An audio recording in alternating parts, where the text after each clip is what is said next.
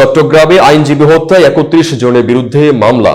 ছাত্রলীগ, যুবলীগ, আওয়ামী লীগের ইন্ধনের অভিযোগ। চট্টগ্রামে আইনজীবী সাইফুল ইসলামকে হত্যার অভিযোগে ৩১ জনের বিরুদ্ধে মামলা হয়েছে। গতকাল শুক্রবার রাতে নিহতের বাবা জামাল উদ্দিন বাদী হয়ে কোতোয়ালি থানায় এই মামলা করেন। মামলার এজাহারে ছাত্রলীগ, যুবলীগ ও আওয়ামী লীগের ইন্ধনে আসামিরা সাইফুল ইসলামকে হত্যা করেছে বলে অভিযোগ করেন বাদী।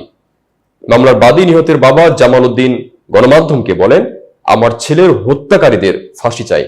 মামলায় যাদের আসামি করা হয়েছে তারা হলেন চন্দন দাস, আমান দাস, শুভকান্তি দাস, রণব, বিকাশ, রমিত, নয়ন দাস, গগন দাস, বিশাল দাস, ওমকার দাস, লালা, সোহেল দাস, শিবকুমার, গণেশ, রাজ কাপুর, পপি, দেব, অজয় প্রমুখ।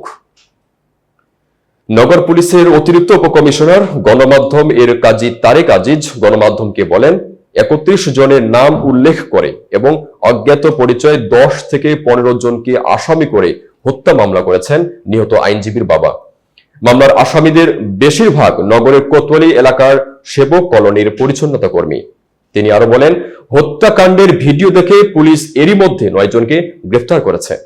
চন্দন দাসকে মামলায় ১ নম্বর আসামি করা হয়েছে বলে জানিয়েছেন তারেক আজিজ।